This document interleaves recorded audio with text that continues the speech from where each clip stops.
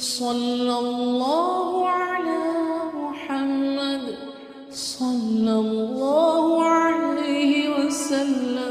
अल्हम्दुलिल्लाहि नहमदुहु व नस्तईनुहु व नस्तगफिरुहु व नु'मिनु बिही व नतवक्कलु अलैहि व नऊज़ु बिल्लाहि मिन शुरूरि अनफुसिना व मिन सय्यिआति अमालिना।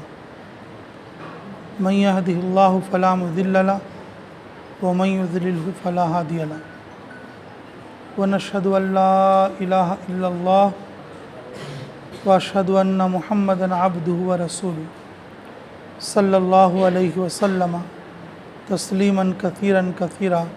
अम्मा बाद, अल्लाह रब्बुल इज़्ज़त का फ़ज़ल और उसका एहसान और उसका करम हुआ कि उसने हम लोगों को अपने नाम की बरकत से यहाँ पर जमा होने की तौफ़ीक़ अता फ़रमाया। अल्लाह बड़े, अल्लाह का नाम भी बड़ा। अल्लाह बड़े, अल्लाह का नाम भी बड़ा। ज़मीन पर जब अल्लाह का नाम मिट जाएगा तो क़यामत आ जाएगी। अल्लाह को तो कोई दूर नहीं कर सकता। पूरी कायनात में अल्लाह रब्बुल इज़्ज़त की कुदरत छाई हुई है। कायनात की जो ज़िंदगी है वो अल्लाह ताला का नाम है। इससे हम लोग अंदाज़ा कर सकते अल्लाह का नाम कितना बड़ा है, तो वो कितने बड़े होंगे। सूरज चल रहा है अल्लाह के नाम की वजह से। चाँद अपने वक्त पर तुलू होता है अल्लाह के नाम की वजह से। ज़मीन अपने महवर पर घूम रही है अल्लाह के नाम की वजह से। इसराफिल सूर नहीं फूक रहे अल्लाह के नाम की वजह से। अल्लाह रब्बुल इज़्ज़त का नाम ऐसी कुदरत वाला है, तो अंदाज़ा करो अल्लाह ताला ख़ुद कितनी बड़ी कुदरत वाले हों। अल्लाह की कुदरत हर जगह है।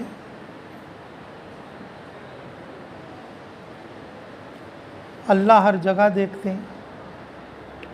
अल्लाह रब्बुल इज़्ज़त हर एक की सुनते हैं, हर ज़ुबान में सुनते हैं। इंसानों की ज़ुबान समझते हैं, जानवरों की ज़ुबान भी समझते हैं। अल्लाह उनकी ज़रूरतों को भी पहुँचाते हैं। अल्लाह उनकी ज़रूरतों को भी पहुँचाते हैं। तो मेरे अज़ीज़ों, हमारे दिल में शुक्रगुज़ारी होना चाहिए। हमारे दिल में शुक्रगुज़ारी होना चाहिए। हम अल्लाह के नाम की वजह से जुड़े हैं। किसकी वजह से जुड़े? अल्लाह के नाम की वजह से जुड़े। अल्लाह का शुक्रिया अदा करना चाहिए कि अल्लाह तेरा शुक्र है, तेरा करम है कि तेरे नाम की वजह से पूरी अंधेरियां रोशन हैं और तूने मुझे इस काम के लिए और यहाँ पर जमा फरमा। तो शुक्र करेंगे इंशाअल्लाह जी। अच्छा, तो भाई मामूल के मुताबिक जैसे ही हमारी ये मजलिस सवाल जवाब की है भाई, अगर जो कोई पूछना समझ कर आए हो या कोई ज़रूरत की बात पूछना चाहे या कोई बात अमल की लाइन में, मामूलात की लाइन में, जो चीज़ें हमारी ज़रूरत की हैं, अगर उसको आप जैसे हर बार पूछकर मालूम करते हैं, इस तरीक़े से इंशाअल्लाह इस मजलिस के लिए 10-15 मिनट टाइम दिया जाता है। और उसके अलावा जी, उसके अलावा फिर ज़िक्र भी रहेगा इंशाअल्लाह। तो इसके लिए बताओ भाई, आज कोई पूछ रहे? जी, आप खड़े होकर पूछिए। अच्छा अच्छा, माशाअल्लाह, अच्छा सवाल है। ये सवाल देखो, करने वाले को समझ में आता। कोई काम करते करते उसमें हमारे को जो शुबा रहता ना, इसमें ये शुबा है बोल के मालूम होता है। ये हमारी ज़रूरत का भी और अमल का भी है। हम रोज़ाना करते सो भी है, हम रोज़ाना करते सो भी है जी। अल्लाह हमें क़दर की तौफ़ीक़ नसीब फरमाए। उमूमन लोग जो है उंगलियों पर अल्लाह का नाम अदद गिनती करते। रसूलुल्लाह सल्लल्लाहु अलैहि वसल्लम ने उंगलियों पर शुमार करने के लिए फरमाया, उंगलियों पर शुमार करने के लिए भी फरमाया। क़ियामत के दिन ये जो उंगलियों के जो फेरियाँ हैं वो क्या बनेंगी? गवाह बनेंगी, गवाह बनेंगी। जैसे सीधा हाथ हमारा है और वैसे ही डामा हाथ भी हमारा है। इसके काम अलग हैं और इसके काम अलग हैं, लेकिन जिक्र करने में दोनों बराबर हैं।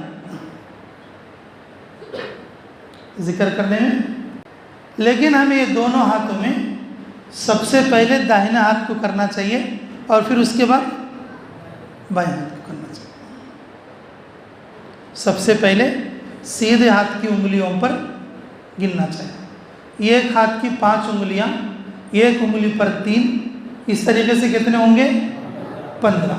और फिर उसके बाद 15, 30। अगर हम 33 की तस्बीह करना है तो फिर सीधे हाथ की फिर एक बार 3, इस तरीके से। अगर हम एक ही हाथ से अगर करना चाहें, ये कोई ज़रूरी तो नहीं है, अगर कोई मुज़ाका भी नहीं है, कोई गुनाह भी नहीं है, लेकिन डिस्टर्बेंस ज़्यादा रहता है। कभी कभी एक बार हुआ है या 2 बार हुआ है बोलने का थोड़ा दिमाग ज़रा टेंशन आता है। ये हाथ के बाद ये हाथ, इसके बाद 3 बार इस सहूलत के साथ हो जाता है। अगर इस पर ही करेंगे, अब एक बार होने के बाद 2 बार बोल रहे तो 2 बार होने के बाद 21 बार बोल रहे तो इसलिए बाज़ मरतबा शुबा हो सकता, तो इसलिए दोनों हाथों पर गिन ले। पहले सीधा हाथ, फिर उसके बाद डामा हाथ। दोनों हाथों पर हम अल्लाह ताला के नाम की तस्बीह पढ़ सकते हैं। और खुसूसन रात में सोते वक्त में तस्बीह फातिमा पढ़ें। कौन सी तस्बीह भाई? तस्बीह फातिमा। तस्बीह फातिमा में क्या क्या पढ़ा जाता है भाई? 30 पर 3 मरतबा सुभान अल्लाह, 30 पर 3 मरतबा अल्हम्दुलिल्लाह और 30 पर 4 मरतबा। और ये तस्बीह को तस्बीह फातिमा इसलिए बोलते हैं, रसूलुल्लाह सल्लल्लाहु अलैहि वसल्लम अपनी बेटी को बताए। उन्होंने अपने अब्बा जान के पास खादिम मांगने के लिए आए। क्या मांगने के लिए? जी, मेरा शोहर ऐसा है, रात दिन तुम्हारे साथ रहता है और मुझे घर का भी काम करना, जानवरों का भी काम करना, बच्चों का भी काम करना, तो या रसूलल्लाह मुझे कोई खादिम या बांदी हो तो दीजिए। तो हुजूर अकरम सल्लल्लाहु अलैहि वसल्लम ने फरमाया कि बांदी से भी कोई अच्छी चीज़ दूँ? बोले कि ज़रूर, कि जिसमें तुम्हें दुनिया और आखिरत की कामयाबी। बोले कि ज़रूर या रसूलल्लाह। तो बोले कि ये तस्बीह पढ़ लिया करो, दिन भर तुम कितना ही काम कर लो तुम्हारी थकान उतर जाएगी और फजर को आसानी के साथ उठकर नमाज पढ़ सकते। रात में कितना भी थकान का काम कर लो तुम्हारी थकान उतर जाएगी। तो रसूलुल्लाह सल्लल्लाहु अलैहि वसल्लम ने अम्मा जो है बीवी फातिमा रज़ी अल्लाह तआला अन्हा को ये तस्बीह इनायत फरमाई थी और उनकी तरफ से पूरी उम्मत को ये तस्बीह मिली है। तो इसलिए इस तस्बीह का नाम तस्बीह फातिमा है। और रात को सोते वक्त में इसको पढ़कर सो जाए तो आदमी कभी भी डिप्रेशन का मरीज़ नहीं बनेगा, मरने से पहले पागल नहीं बनेगा। थोड़ा बूढ़ा होने के बाद इधर आ जाओ मौलाना, थोड़ा करीब में आ जाओ। तो क्या बोले कि मरने से पहले थोड़े लोग क्या करते, थोड़े बहकी बातें करते। क्या करते? थोड़े बहके बातें करते और उनका दिमाग आउट हो जाता, थोड़े चीज़ें भूल जाते रहते। ये किस वजह से? आदमी का जिस्म भी थक जाए, दिमाग भी थक जाए। काम करते करते बड़े इतना बोलते नहीं, गद्दे की मेहनत कराएंगे उनको। मेहनत करते करते जिस्म भी थक जाता और दिमाग भी थक जाता। आम तौर पर आदमी जिस्म की दवा खाता लेकिन दिमाग की दवा नहीं खाता। तो थोड़ी उम्र होने के बाद उसे भूल की बीमारी, एक बात को 4 बार बोलने की बीमारी, ठीक है, और फिर आदमी को भूल जाने की बीमारी, ऐसा अजीब अजीब डिप्रेशन आके फिर आदमी ठंडा ठंडा हो जाना, ये सारी चीज़ें होते रहते हैं। ये चीज़ें ख़त्म करने के लिए आदमी रात को सोते वक्त में तस्बीह फातिमा पढ़ ले, जिस्म की थकान भी ख़त्म और दिमाग की थकान भी ख़त्म, आदमी हर दिन फ्रेश रहता है। इतनी आसान बात शैतान करने देता क्या भाई? मोबाइल तो देखेंगे अपन की, हाँ, 1 घंटा मोबाइल तो देखेंगे अपन की, जिसमें लगते सिर्फ 3 मिनट नहीं करने देते। कई बोलते तो आसानी के साथ बहुत बड़ा फ़ायदा मिल रहा है। शैतान हर उस फ़ायदे को दूर करता जो फ़ायदा दुनिया और आखिरत का हो। दुनिया और बहुत सारे लोग जी बोलते हैं कि हम तस्बीह फातिमा पढ़ नहीं सकते। हमारे पास साथी जमात में रहते, जमात में पाबंदी से पढ़ते, घर जाने के बाद उनसे पूछते जमात में पढ़े सो हजरत तक तो पढ़े, जमात में पढ़े सो हजरत अब तक का होगा, मेराज पढ़े के बाद कब तो अब से पढ़ता देखो। हाँ जी, तेरा उस्ताद है नहीं जमा इमाम से नो, अच्छा बाहर होता है नहीं नो। महीना बदल के दलेंगे दुकान से, 1 महीना यहाँ बैठ को बयान सुनेंगे, 1 महीना दुकान में बैठेंगे, ठीक है। हर महीना बाहर चला तो अंदर क्या चलता है मालूम होता नहीं ना। हाँ, ये बात बोल दो, ऐसा बोली मुफ्ती साहब, ठीक है जी। दूसरा सवाल भाई, वाकई बहुत अच्छा सवाल है, जज़ाकल्लाह। ऐसी चीज़ हम पूछते रहना बाद में, हमें जो है खाली पैसा का पूछते हैं। हज़रत दुकान में बरकत आना देखो, कारोबार में बरकत आना देखो, जी जी, ऐसे सवाल करते हैं। दुआ में रोना आना, ये दुआ का कमाल है। दुआ में रोना आना दुआ का क्या है? कमाल है जी। अबू बकर सिद्दीक़ रज़ियल्लाहु अन्हु ने फरमाया, अगर रोना ना आए तो रोने की शक्ल ही बना लो, अल्लाह माफ़ कर दे। किसी अमल में रियाकारी, किसी अमल में रियाकारी अच्छी चीज़ नहीं है, लेकिन दुआ में रोने की एक्टिंग करना ही अच्छा है। किसी अमल में रियाकारी होती ना, दिखावा बोलते जिसको, ये अच्छा नहीं बल्कि गुनाह है। लेकिन दुआ में रोना ना आए तो रोने की कोशिश करना, ये क्या है बोलो? ये मतलूब है और मंदूब है, अच्छी चीज़ है,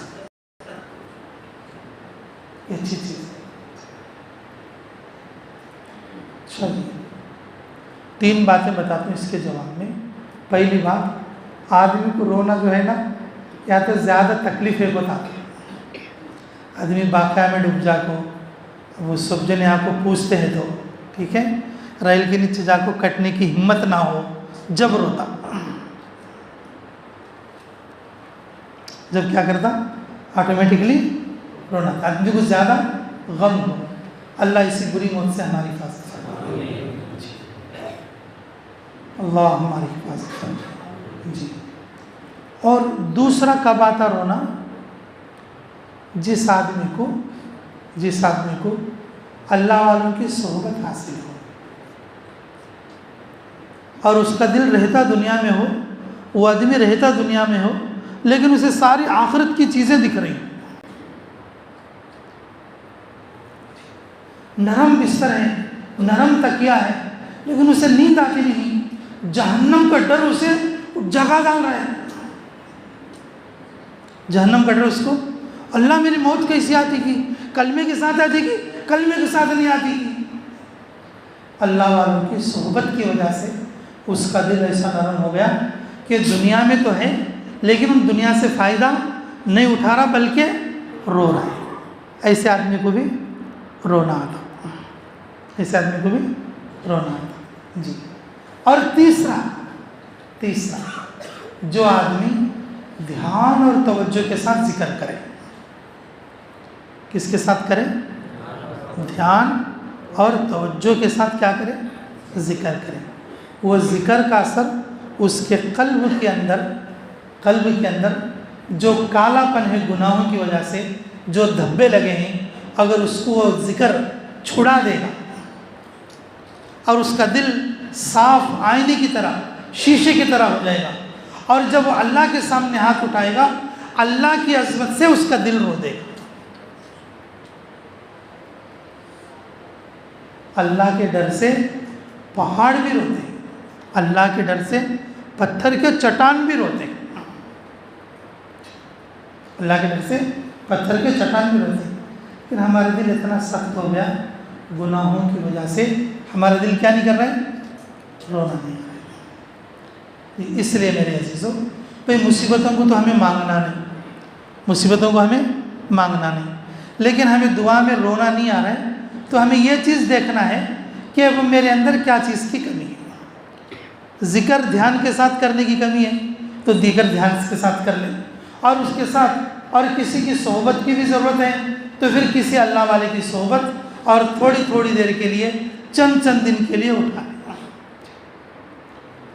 देखो एक बात बताता हूँ, जब आदमी जमात में होता है ना जी, जमात के अमीर साहब भी भाई उनकी सोहबत में भी तो रह रहे हैं साथी, और इताअत के साथ रह रहे हैं।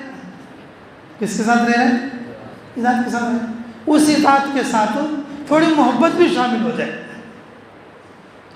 थोड़े आदमी आमिर साहब के साथ तो रहती, लेकिन आमिर साहब तूर फुका तो ही ना पड़ा मारा होते हैं।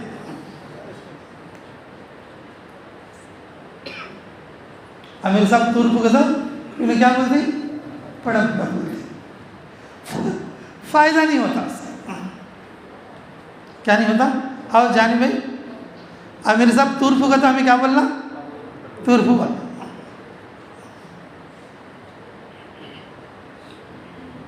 ला इलाहा इल्लल्लाह। तो मैं ये कह रहा था कि भाई अल्लाह वालों की सोहबत उठाना, और मैं ये बात भी बता रहा था आपको, अल्लाह मुझे भी और आपको भी समझ दे। हम अमीर साहब के साथ 4 महीने रहते हैं, हम अमीर साहब के साथ 2 महीने रहते हैं, हम अमीर साहब के साथ 40 दिन रहते हैं, लेकिन ये वक्त में हम उनके साथ मोहब्बत से रहे, अक़ीदत के साथ रहे, वो सोहबत भी काम करेगी, वो सोहबत भी हमें काम करेगी। अब एक अमीर साहब को हम क्या समझे कि उन्हें ज़्यादा सोते रहते, एक अमीर साहब को क्या समझे कि उन्हें हिसाब गड़बड़ करते, एक अमीर साहब को क्या समझे इनको बयान करना आता नहीं, एक अमीर साहब को क्या समझे इन मेरे से गरीब आदमी है, एक अमीर साहब को क्या समझे कि भाई इसके बच्चे अच्छे नहीं। कहा अच्छे आदमी कहाँ से लाते भाई? तो फिर रहने का 40 दिन उनके साथ।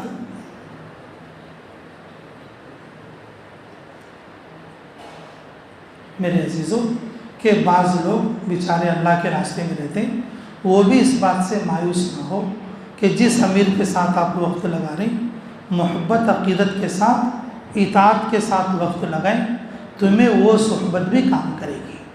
और उसके बाद जब आप फारिग हो जाएं तो फिर किसी अल्लाह वाले की सोहबत में भी और सुबह शाम अपना वक्त गुजारें। इससे दिल की ज़मीन नरम होगी, और जो है अल्लाह ताला अपने नाम की बरकत से और उसके दिल को साफ आईने के जैसा बना देंगे। ठीक है, इंशाअल्लाह कोशिश करोगे? ये सब करने वाले काम करके गुनाह से भी बचना। गुनाह से तो बचे नहीं, नेक काम सारे कर रहे तो उस वक्त में भी दिल सख्त हो जाएगा, उस वक्त में भी दिल सख्त हो जाएगा। गुनाह से बचना अशद ज़रूरी है, बचेंगे इंशाअल्लाह। और भाई और एक सवाल,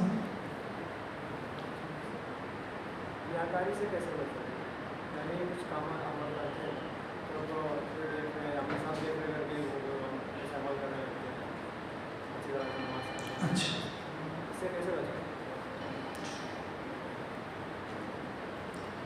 रियाकारी जो है ना, वो दिल की नीयत का नाम है। किसका नाम है? दिल की। अब नमाज है, सब लोग तो देखेंगे पूरा जिस्म से हरकत करना है जी। अलबत्ता रोज़ा है, वो छुपा हुआ रहता है, उसे नहीं देख सकते। उसकी रियाकारी क्या है? ज़बान से बोलना है। सदका है, लोग तो देखेंगे देखेंगे। नमाज है, लोग देखेंगे देखेंगे। वज़ू करना है, लोग देखेंगे देखेंगे। कुछ काम ऐसे हैं जो लोगों के साथ करना है और लोग उसे देखते हैं, और कुछ काम ऐसे हैं और जिनको आदमी कर ले लेकिन लोग नहीं देखते, जैसे कि रोज़ा है, जैसे कि रोज़ा है।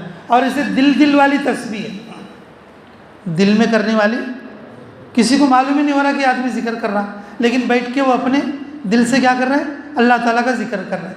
जब तक वो ये ना कहे कि मैं जिक्र कर रहा हूँ और सामने वाले को पता नहीं लगेगा कि वो क्या कर रहा है। तो कुछ काम दिखने वाले हैं और कुछ काम नहीं दिखने वाले। नहीं दिखने वाले काम को तो बंदा छुपा सकता, दिखने वाले कामों को नहीं छुपा सकता, दिखने वाले कामों को नहीं छुपा सकता।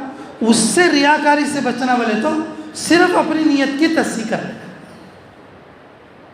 क्या कर लेना? अपने नीयत की, अरे बोलो क्या करना? अपने नीयत की तस्सीह जी। रियाकारी जिस्म का गुनाह नहीं है, रियाकारी नीयत का गुनाह है। रियाकारी किसका गुनाह है? वे नमाज़ पढ़ रहा हूँ, हाँ साइड में अमीर साहब से पढ़ लेते बैठी, मैं लंबी नमाज़ पढ़ना, अगर उन्हें देखे तो मेरे को अच्छा साथी समझना। अब ये रियाकारी किस में दाखिल हुई? नीयत में दाखिल। जिस्म से तो वो सारा, जिस्म से तो देखना ही देखना है। जिस्म को तो सजदा करते हुए, रुकू करते हुए देखेंगे। रियाकारी दिमाग का गुनाह है, रियाकारी जहन का गुनाह है, रियाकारी नीयत का गुनाह है। हम अपनी नीयत को सही करें। ये जो खानका की मेहनत है, ये तस्हीह नीयत की मेहनत है। कैसी मेहनत है?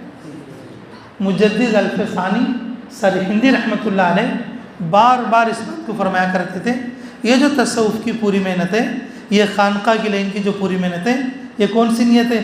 कौन सी मेहनत है? ये तस्हीह नीयत की मेहनत है। बस नीयत सही है, नीयत क्या है? ठीक है इंशाअल्लाह। अच्छा भाई, अब ज़िक्र का भी वक्त है और गुरूब का वक्त भी करीब है। मामूल के मुताबिक इंशाअल्लाह 2-3 तस्बीह हम पढ़ लेंगे। पहली तस्बीह ला इलाहा इल्लल्लाह की, और दूसरी तस्बीह अल्लाह की, और तीसरी तस्बीह अल्लाह अल्लाह की।